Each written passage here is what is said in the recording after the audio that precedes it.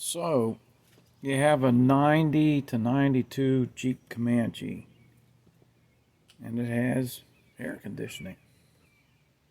Not a lot of them were sold with the air conditioning.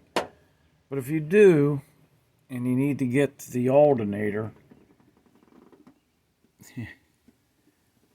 you're in for a treat. The problem is the AC lines run right down the rail, and these lines are very solidly mounted and very rigid. Plus you have the air dryer back here that's in the way to extract the alternator. So you have to start by, of course, removing the belt. You have to loosen the cooling shroud. You have to take this bracket off, okay? It's mounted down here where these three studs are. This one, and the one below it.